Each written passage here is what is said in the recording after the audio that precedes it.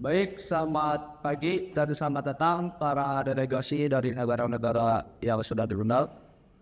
Pada kesempatan kali ini, kita akan membahas mengenai hak asasi manusia atau HAM yang dilanggar oleh negara Israel terhadap negara Palestina. Untuk menyimak penjelasan singkat dari hak asasi manusia, mari kita dengarkan oleh Mr. Dinat, delegasi dari negara Aljazair. Terima kasih. Baik, terima kasih kepada ketua sidang yang saya hormati. Selamat pagi semuanya dan selamat datang di sidang kali ini. Izinkan saya untuk sebelumnya menjelaskan mengenai hak asasi manusia. HAM atau hak asasi manusia adalah hak-hak yang melekat pada semua manusia, tanpa memandang ras, jenis kelamin, kebangsaan, etnis, bahasa, agama, ataupun status lain. Baik, terima kasih Mr. Dinar atas penjelasannya. Selanjutnya kita akan mendengarkan Mr. Bali untuk menjelaskan mengenai sejarah dan perkembangan HAM. Waktu dan tempat dipersilakan Mr. Bali. Terima kasih Pak Yusuf. Pagi semua, kali ini izinkan saya untuk menceritakan secara singkat mengenai perkembangan HAM asasi manusia atau HAM. Berawal mula dari peristiwa Deklarasi Universal Hak Asasi Manusia oleh Majelis Umum PBB pada 10 September 1948. Deklarasi Universal HAM merupakan respon atas banyaknya dehumanisasi. Pelanggaran HAM dapat dilihat dari kekejaman Perang Dunia Kedua dari tahun 1939 sampai 1945. Setelah disetujui oleh suara mayoritas, International Bill of Human Rights dideklarasikan menjadi HAM. Izin menambahkan pendapat.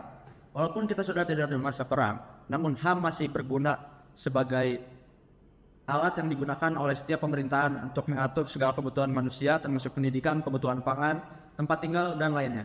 Bayangkan apabila HAM dihapuskan, maka mungkin tidak semua lapisan masyarakat dapat merasakan pendidikan dan kebutuhan primer lainnya dengan layak. Saya setuju sekali dengan pendapat Perdina bahwa HAM adalah suatu hal yang tidak bisa dicabut. Ada hal lain yang harus saya lengkapi, bahwa setiap orang memiliki kewajiban.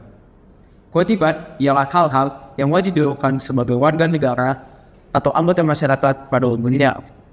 Hak warga negara sendiri bisa diartikan sebagai semua hal yang diperoleh atau didapatkan seorang warga negara, baik dalam bentuk kewenangan maupun kekuasaan. Kewajiban merupakan hal yang harus dilakukan agar bisa mendapatkan hak-hak yang kita inginkan.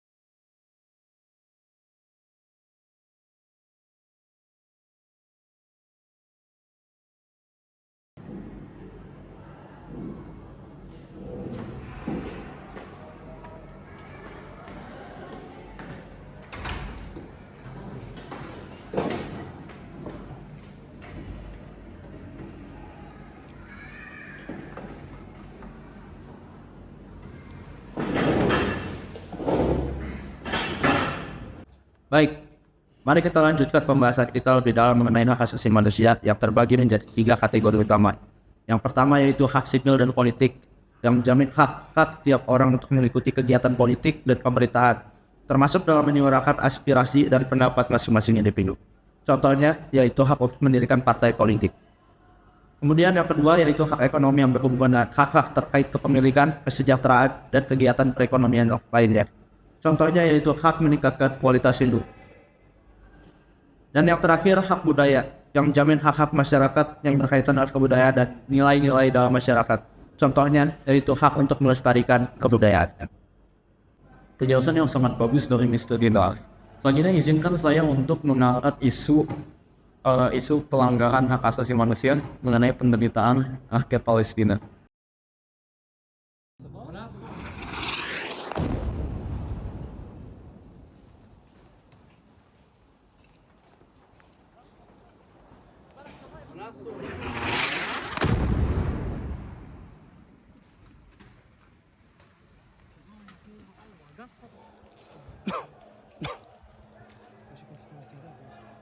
لا لا ان شاء الله.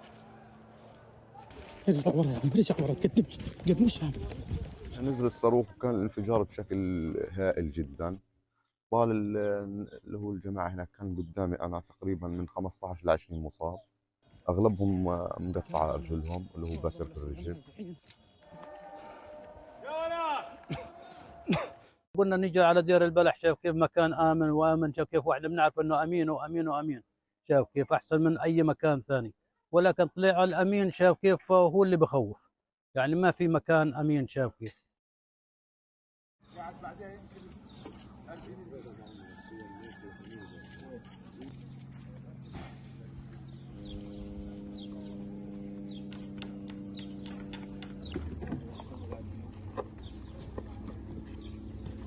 وسط أبيهم مرة.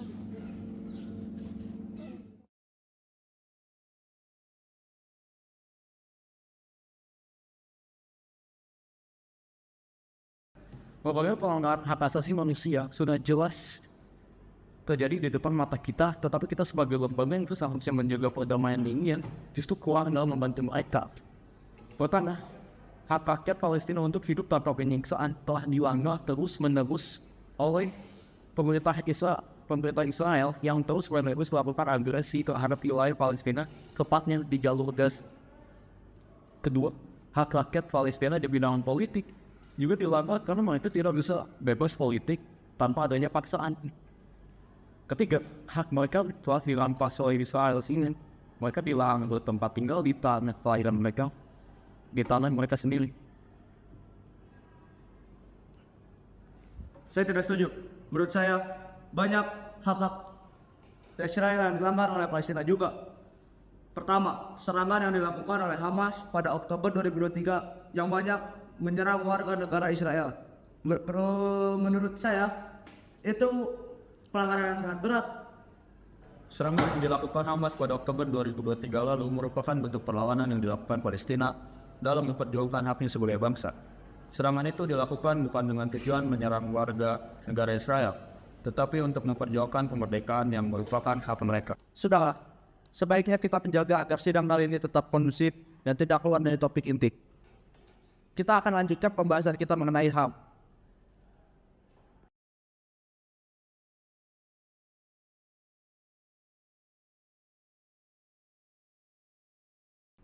Pembahasan kita selanjutnya yaitu mengenai pelanggaran hak dan pengingkaran kewajiban oleh warga negara dalam sebuah negara.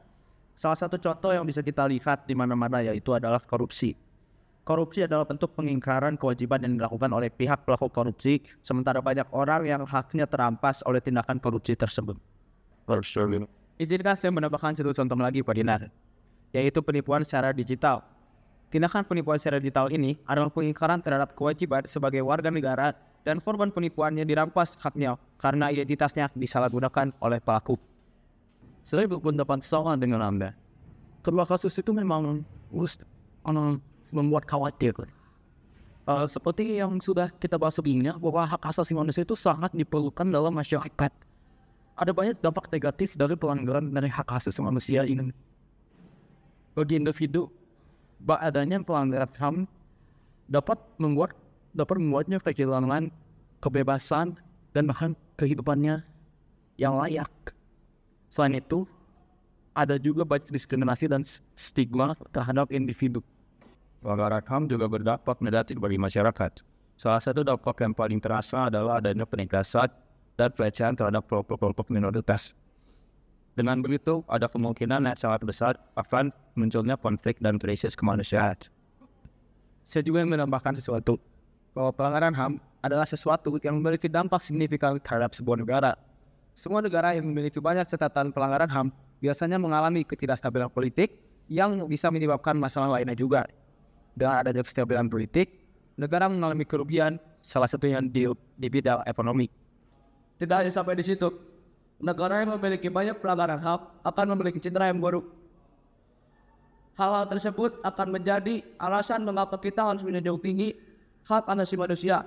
Kita bisa melakukan dengan selalu memberantas pelanggaran HAM, tetapi yang paling penting adalah mencegah pelanggaran-pelanggaran tersebut terjadi. Caranya yaitu dengan memberikan sosialisasi mengenai pentingnya HAM.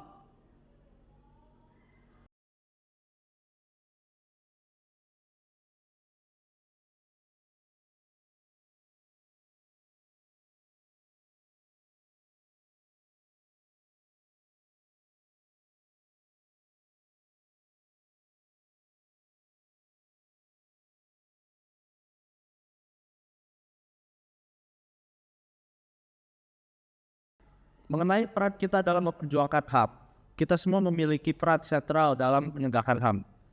Dan itu tidak hanya sebatas dalam pemerintahan atau organisasi internasional saja.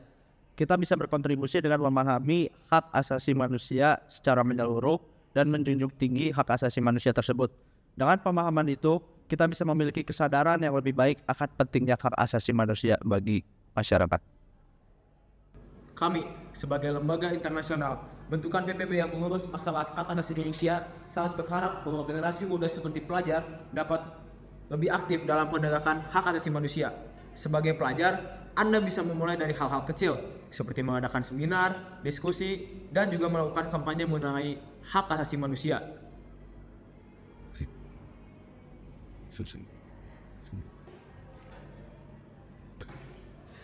Dengan melakukan hal tersebut, Anda sudah berkontribusi dalam membangun masa depan yang lebih cerah bagi umat manusia secara keseluruhan. Oleh karena itu, kami sangat berharap bahwa Anda juga bisa ikut aktif dalam tujuan kami, yaitu mempromosikan dan melindungi hak asasi manusia di seluruh dunia.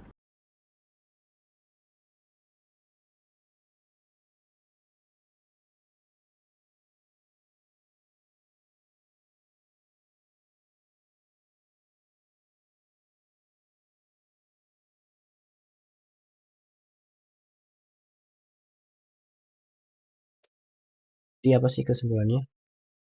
Hak asasi manusia, atau yang biasa disingkat sebagai HAM, merupakan seperangkat hak dasar yang melekat pada setiap individu sejak lahir, tanpa memandang ras, agama, gender, atau latar belakang sosial ekonomi lainnya. Hak asasi manusia atau HAM ini bersifat universal, tidak dapat dicabut, dan merupakan anugerah dari Tuhan Yang Maha Esa. Tujuan utama dari HAM adalah untuk melindungi martabat dan kehormatan setiap individu, serta menciptakan kehidupan yang adil dan bermartabat bagi seluruh umat manusia.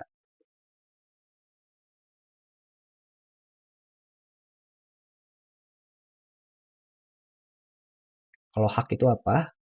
Hak adalah segala sesuatu yang secara hukum atau moral dianggap sebagai milik seseorang atau kelompok. Hak ini dapat berupa hak individu seperti hak kehidupan, kebebasan, dan berpendapat, maupun hak kolektif seperti hak atas pendidikan, kesehatan, dan pekerjaan. Hak-hak ini seringkali tertuang dalam konstitusi atau undang-undang negara.